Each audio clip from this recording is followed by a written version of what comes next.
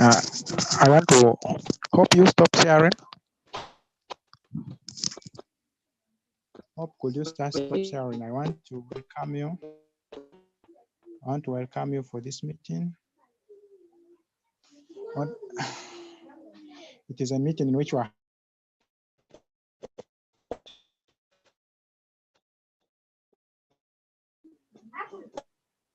yes.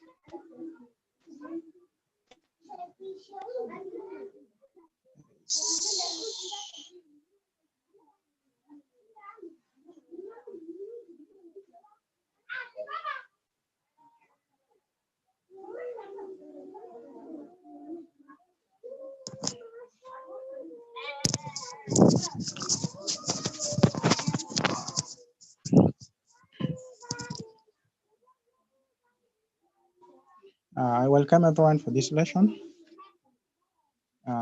Those who are already with us, I thank you for joining. I am Yandu Amos. We're going to have our lesson on continuation of what we just started. I think last time we were looking on the concept of electrostatics. So we are moving on to look at the methods of electrification, how we can be able to charge the body. So the last lesson was able to tell us that we have three methods of charging bodies so that they acquire either positive or negative charges. And we now were able to look at the two methods. We now have one, which is remaining, and that is electrification by induction.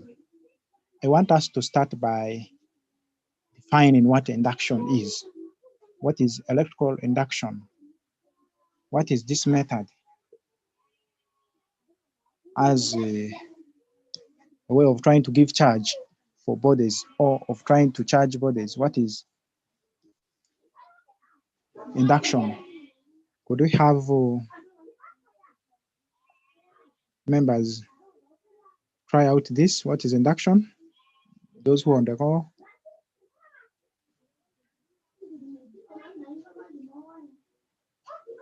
Christian, could you try what is induction?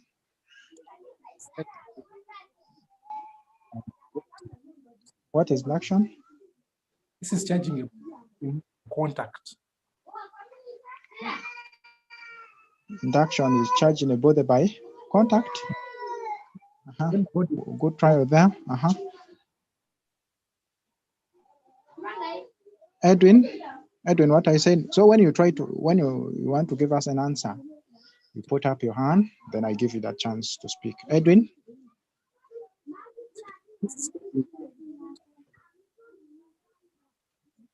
Huh? This is charging a body when not in charging a body when not in contact? Yes. Yeah, charging a body when not in contact. Those who may not be able to give us their views here due to issues of your microphone, you can have your contribution in the chat. I saw Hope putting up the hand shortly and then she had to put down. And Hope is saying is the method of charging conductor without touching it with a charged body. Is the method of charging a conductor without touching it with a charged body.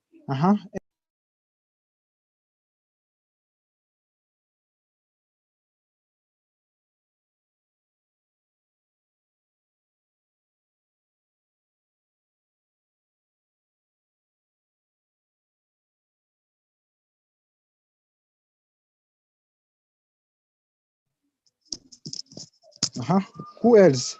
Who else has a different view?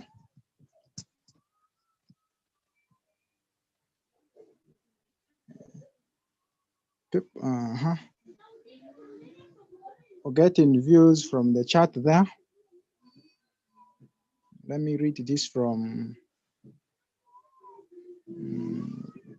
Christian. Is the production of an electric or magnetic state by the proximity. And then he's trying to clarify more there on the term proximity, that without contact of an electrified or magnetized body. Correct.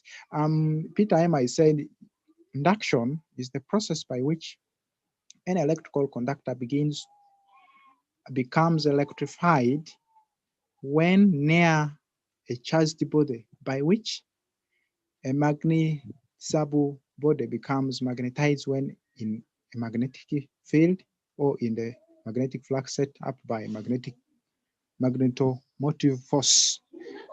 Very complex, but good answer there as well. Now, this method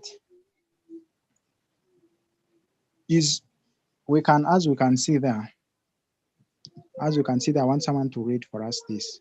Patrick, you have just gotten the call. Read for us what induction is. Not magnetic induction, but electrical induction. Excuse me, Amir, sir. are you I've there just joined. We are trying to define what we're actually looking at, the methods of charging bodies. In our previous lesson, we looked at two of those methods. We looked at friction, which was basically for non-conductors, and also contact. So today we're looking at now induction. Now I'm asking, what is induction? So members had contributed and read some of them. So we're moving on here to define it. Those answers, when we harmonize them, they all come around here. Now I was trying to just ask you to read for us the definition of electrical or electrostatic induction.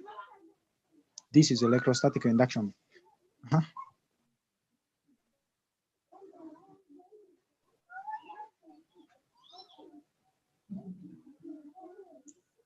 What should I know?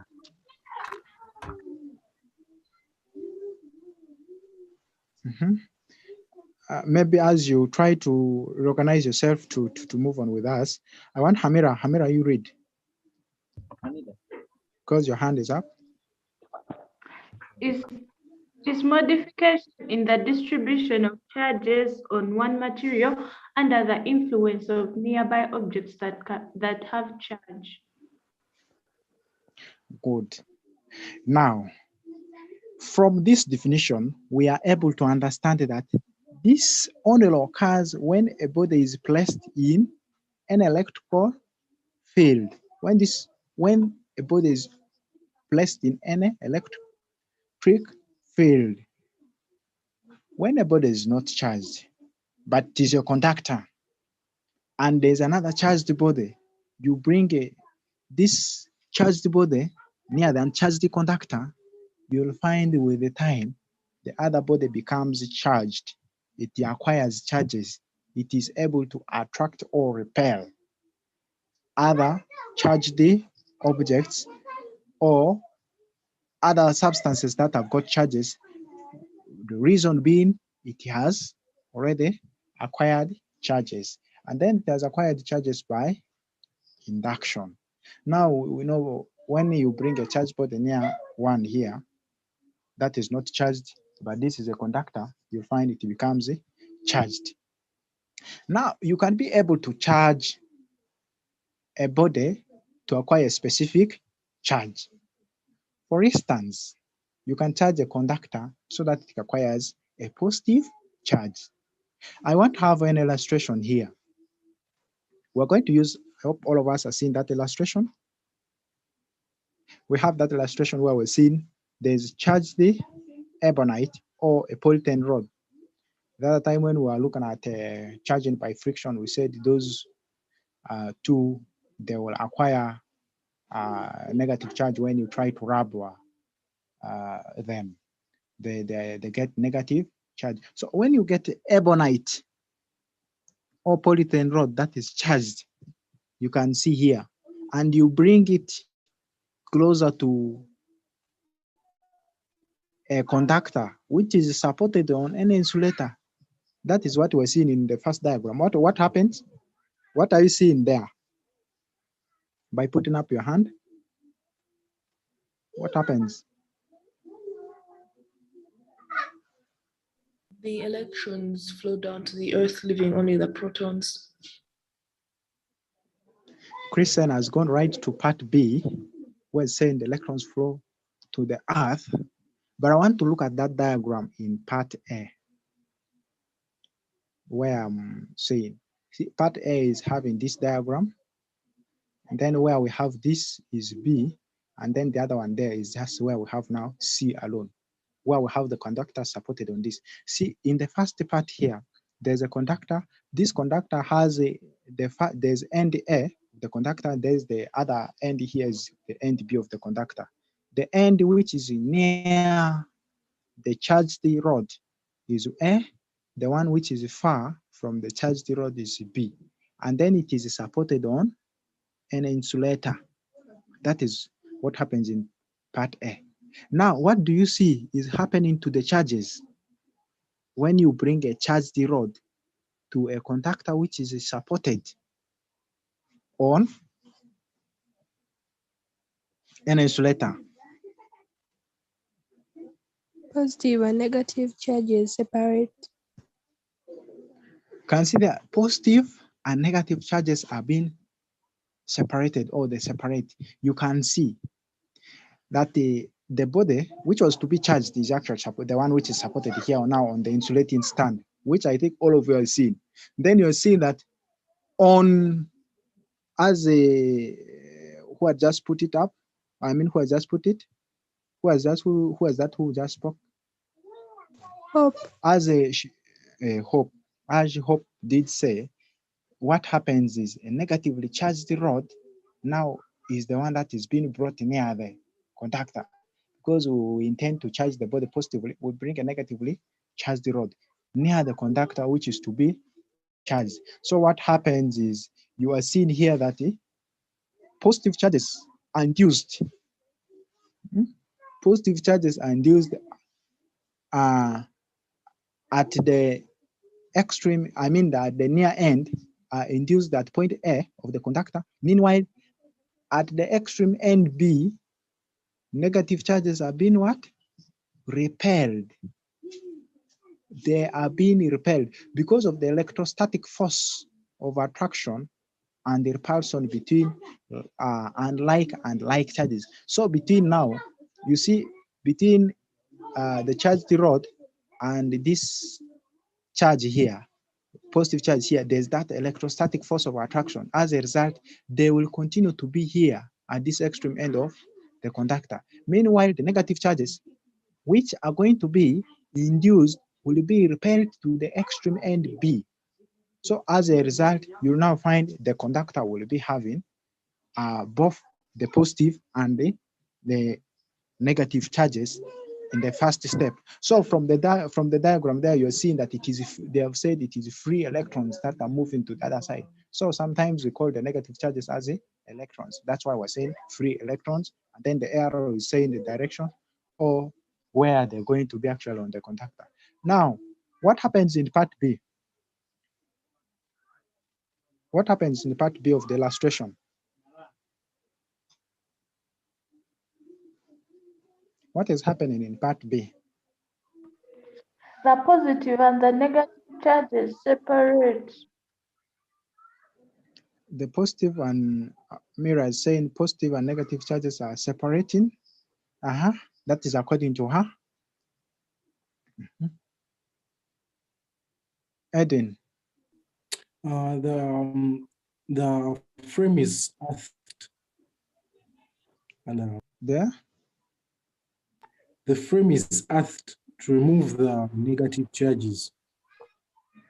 Good. Some earthing is being done. See, a connection. This earthing can be probably by touching the conductor. Okay. Of course, we all know that we are conductors. A human body can be able to conduct electricity, so we are conductors. So when you touch the conductor like this, excess electrons will be flowing down to the earth through you. Or you can use a piece of wire that is a conductor, to connect the conductor to the earth. You'll now find that now there, what is happening is what? Electrons, the excess, the free electrons which were repelled in the first part to the extreme end, because they are not now supported by any force, they will be forced to freely move to the earth. They freely move to the earth. Then as these electrons move freely to the earth, you now find that positive charges now, as in the part C, positive charges now remain within the conductor. So here on earth in the conductor, you say the electrons flow to the earth. Then the charged rod, when it is removed, just like when you now see in part C, the conductor is now left with the positive charges. Actually now the positive charges which were from the one side here, from side A of the conductor, on removing the charged rod, they will now be uniformly distributed all over the conductor here. And then at the end, you will find this body or this conductor is now positively charged. So that is how we can be able to charge the body positively by induction. Are we together? Edwin, your hand is up. Is there something you have not got? Probably that you wish. I think it was by mistake. Yeah, it was. Let's quickly move to God. Are we together now on how we can charge bodies positively by induction? Can we proceed? Yes. So just a recap as we move on. In charging a body by induction, the first thing is the body which is to be charged is supported on an insulating stand. And then a negatively charged, if it is charging it positively, a negative rod is brought near the conductor. And then this will cause charges to be induced. And then at the extreme end of the conductor where, extreme end of the conductor from the charged rod, the charge that is induced there is of opposite kind.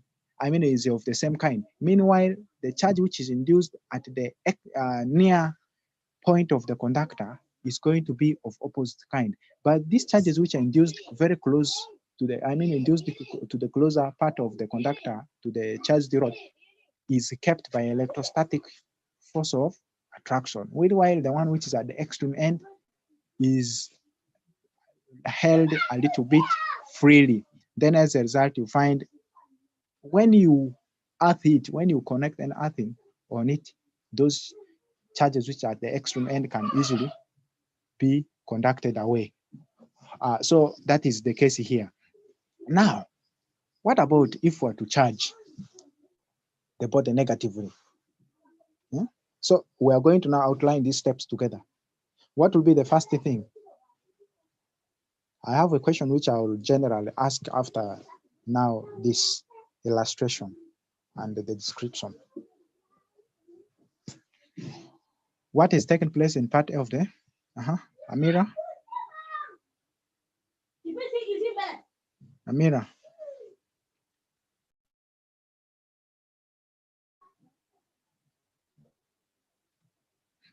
Amira, after Amira, can you chip in your contribution?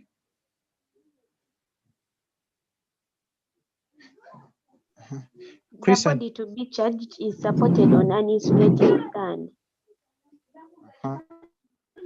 So the body to be charged is supported on an insulating stand. Very good. Next.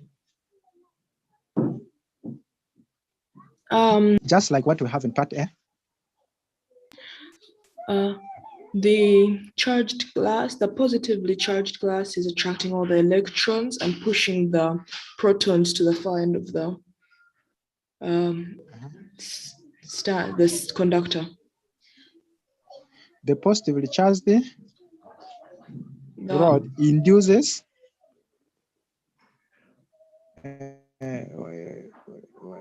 you're saying the positive charged rod. I want you to come up with your point once again.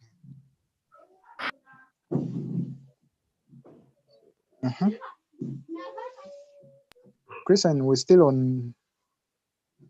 still hearing from you. Yeah. The positively charged glass is attracting all the electrons, but pushing the protons as far aside. True. That is true. Amira, do you have a different view?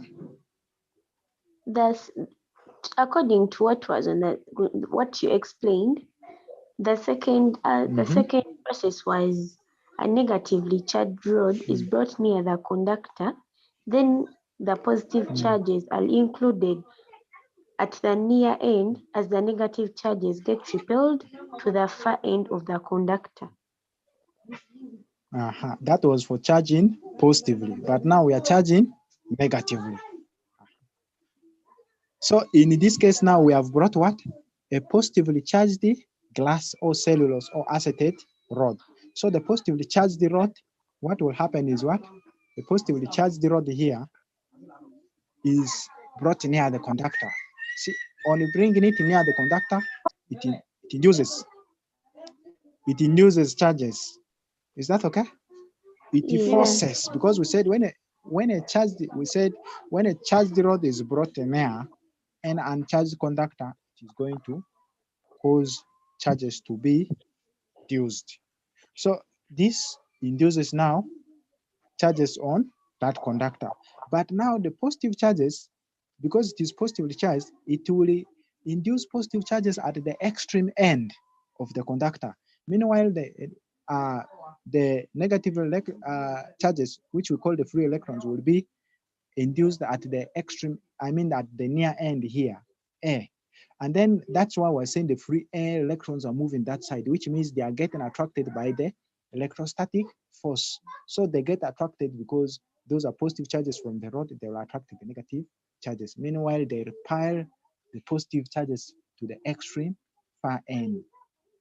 So here, in the same step here, we have seen part A, charges have been induced. Positive charges induced at the extreme end, meanwhile, negative charges are induced at the near end.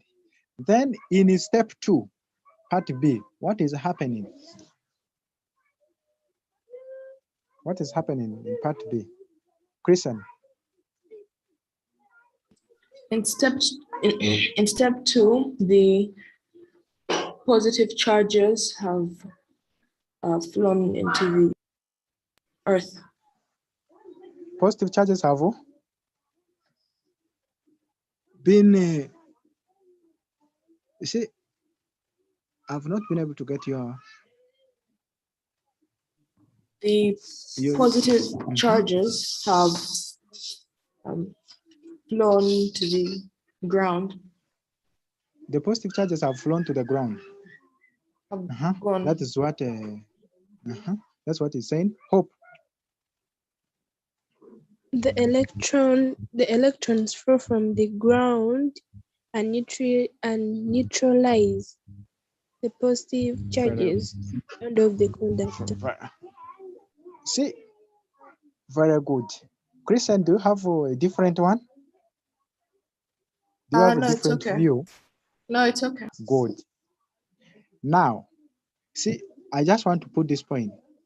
The positive charges, we said the other time, for charges are located. We actually came up with the location of each of the charges.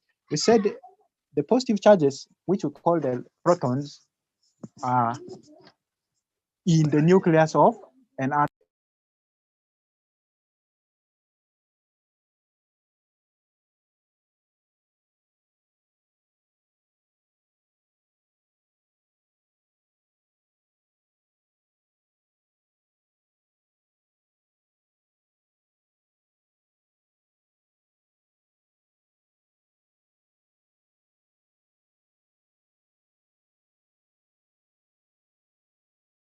Teacher, I can't hear you.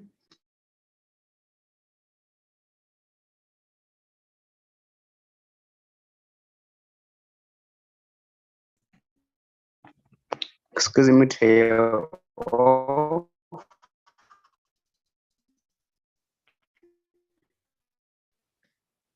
we didn't getting it. Okay, just let me. I hope you're getting me now. I hope you're getting me right now. I was actually saying, Christian, am I being heard now? Yes, I can hear you. What about the rest? Yes, sir. Yes, we are hearing you now. We can hear. Okay.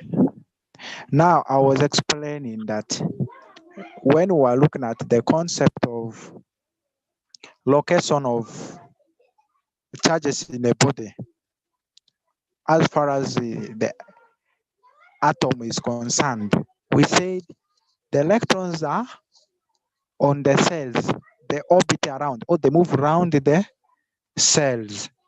Meanwhile, the protons, which are the positive charges, they are inside the nucleus and they are fixed. They do not move.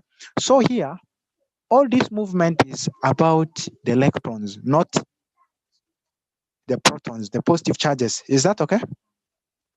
So now in part 2, I want to come to the diagram here. What you are seeing is you'll find that these positive charges which were induced in the first stage here and were repelled actually to the extreme end here, they are loosely held. They are loosely held in this atom. So as a result, because this positive charges from the charge rod is able to keep the negative charges here by the electrostatic force of attraction, because we did say that like charges are attract, meanwhile unlike charges repel. So I mean like charges repel and like charges attract. So this positive charge keeps this negative charges by that electrostatic force of attraction. Meanwhile, the negative charges, I mean the positive charges which were here, right at the extreme end, when we connect now an earthen wire, excess electrons from the earth will flow and neutralize the positive charges here. So these extra electrons that flow from the earth after neutralizing the positive charges leaves now entirely the conductor with only negative charges. You'll find at first these negative charges will be at one side, but now this earthing is done when the charged rod is still in position. Now, after that is done, you can now break the earthen wire. After breaking the earthen wire, the charged rod is taken away. Then when the charged rod is taken away, you'll find that the negative charge distributes uniformly throughout the conductor, and then the conductor becomes negatively. So I want us now to, I want to say, why do you think that in all these processes, why do you think the charge, the body to be charged is supported on an insulator?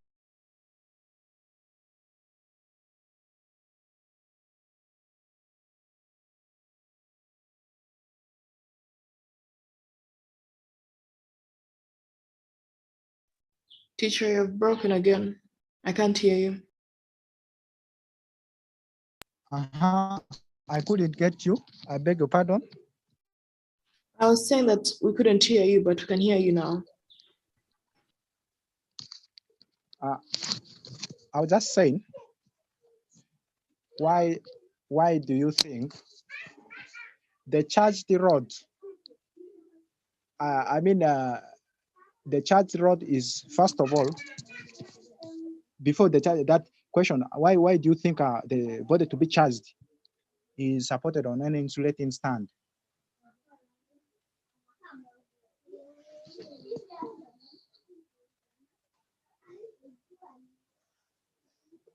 Christian?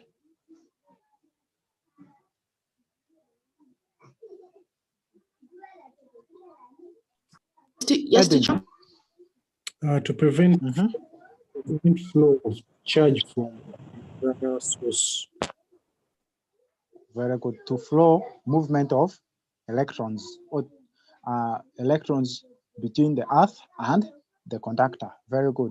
So what about why we tend to keep the charge rod in position in the process of what? Connecting the earthing.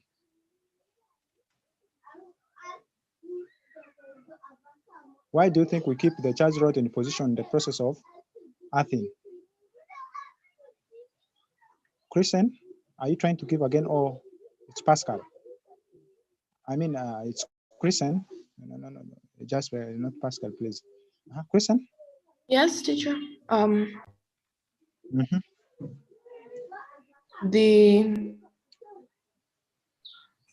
The earthing cord.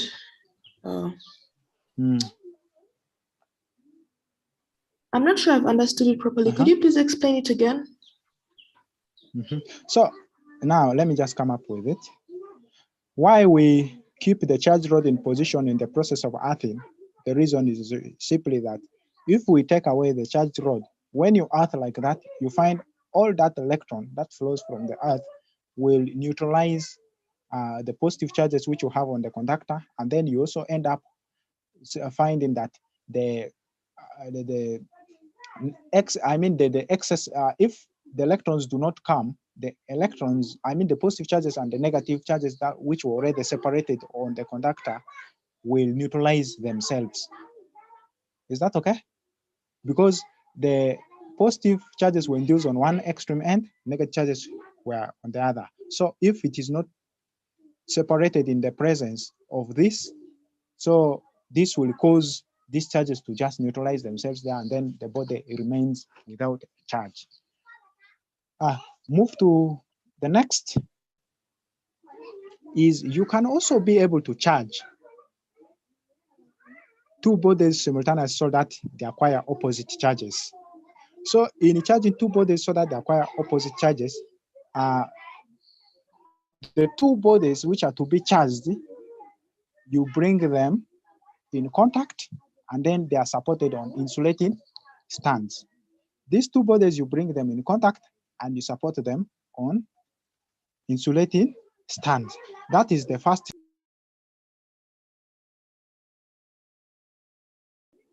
So that is the first step. You support the two bodies on insulating stand while they are in contact. Then the next step will be that a positively charged rod is brought near the bodies. A positive charge rod is brought near the bodies. This is brought on one of the sides. So you will find that as this is done, charges are going to be induced on each of these bodies. Charges will be induced on each of these bodies. The body which is very close to the positive charge rod will be induced in negative charges. Meanwhile, the body which is very far will be induced in negative charges. So after this, what you will do is you separate the bodies in the presence of the inducing charge. Separate the bodies in presence of inducing charge. After separating the bodies in the presence of inducing charge, you find you can now take away what? The inducing charge. So on removing the inducing charge, you find the two bodies acquire opposite charges. One will become positive charge, the other one will become negatively charged. So all that I have summarized it in this illustration. So what we can see in part A is that you see there are two metal spheres, X and Y. X and Y are supported on what? Insulators. The insulators here are the ones that we have used to support the two spheres, the metal spheres. These are conductors that were to charge, so they are in contact. So when you bring a negatively charged rod, so it doesn't matter whether you bring positive charge or negative charge, see, in this case. But what we know is when you bring here negative charge, the X will, positive charges will be induced on metal sphere X, and the negative charges will be induced on metal sphere Y. Because of the electrostatic force of this charged rod, this is what happens. Then in the next step B, you are separating the two in the presence of the charged rod. You're separating the two spheres in the presence of the charged rod, so that the positive charges remain in this sphere, the negative charges remain in that sphere. Now, finally here, on removing the charged rod, you find X becomes positively charged, Y becomes negatively charged. And you see the charges now get uniformly distributed on these two bodies. So that is basically how you can be able to describe have a simple description for charging a body, charging two bodies by induction, so that they acquire the same, they acquire different charges. Now, what you'll do, your assignment will be just like now what we do for us here previously, we are looking at it, charging two bodies so that they acquire the same charge. That is the assignment you're going to do. But now here we have got charging two bodies so that they acquire what? Opposite charges. So you will have to take it a little bit outside this and do some bit of research. And then the major concept here is just on how you can be able to charge two bodies so that they acquire opposite charges. And then or else they acquire the same charge.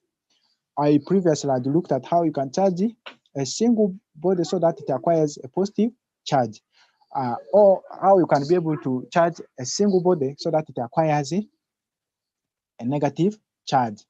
So you do this actually simultaneously means at the same time. So which means the charges must actually be acquired at the same time. Or the process of doing this is must go on and on for the two bodies to be charged at the same time.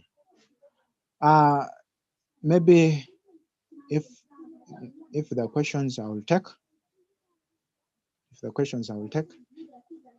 none other than that, basically that is what we had to specifically look at for this lesson, which is actually a continuation of what we had started last time, how to charge bodies. So this is the final or the last method of charging bodies by charging bodies so that it becomes or it acquires a charge. And then I'm concluding our online lessons that which you are even attending right now, yet free, and this will run till 10th of this month. To continue with these services and much more, we only charge 500,000 per student per class and per year. So, which means you can, in short, what I'm saying is you can have one class, you can enroll for senior 3 at 500,000. When you go to the school station, I think we charge in terms, first term, second term, third term. For us here, we only charge once. It is for the whole class year. So where you will access all learning contents, we call it multimedia. It comes in so many forms. Some are in text, others are in videos, others are in images, and so on. And even others are in videos. Videos, and you have all this within that money.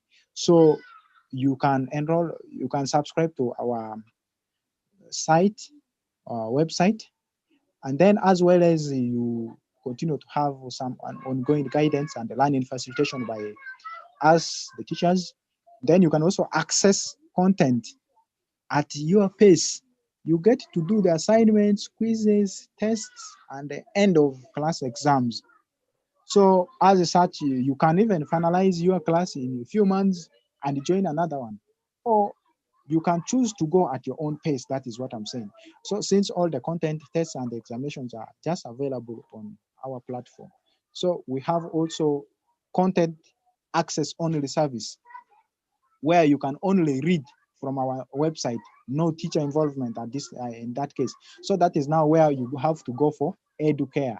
So at Educare, when you subscribe for Educare, you'll be able to access all the contents from P1 up to Senior 6 If you subscribe 2 days, will be enjoyed free.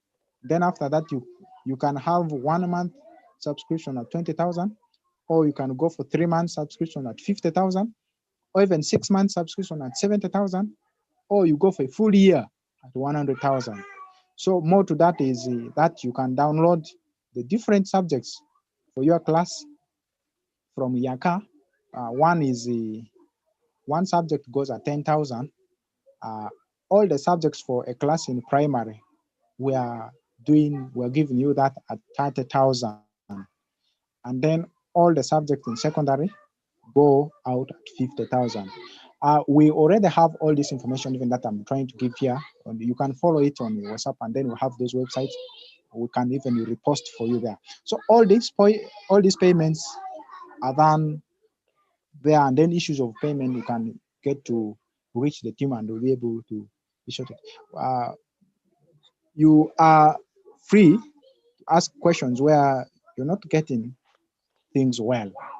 So we are here to serve you, and we really intend to make you enjoy. I want to thank you for listening. Thank you for your active participation. And then wish you a very good afternoon.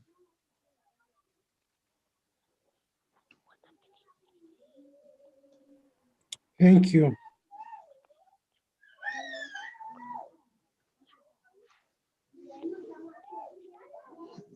So you can Thank attempt you, that. sir. Thank you for this. You can attempt this assignment, and you can submit it on our WhatsApp group. Be able to follow. Someone was asking whether I got his submission of the last one. I got it, and I went through each of your work. I think many you all did it the way I expected it. So it was all good. Thank you. Have a very good day.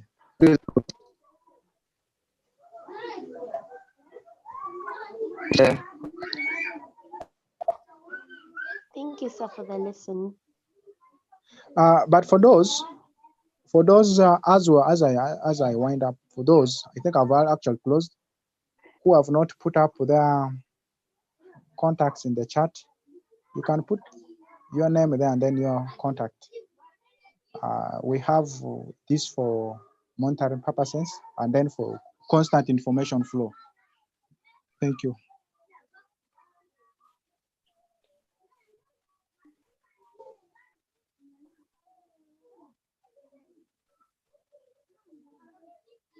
Teacher, wait, please. Could you please send me your Gmail so that I can send the homework to you once I'm done? Let me get that shared on the chat. It's Yandu Amos at gmail.com. I'm repeating that on right there. It's on the chat. So that's my email.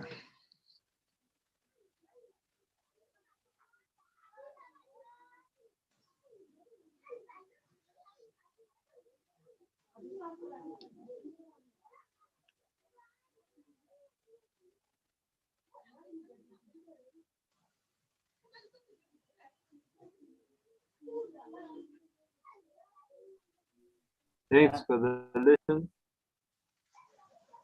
You're welcome.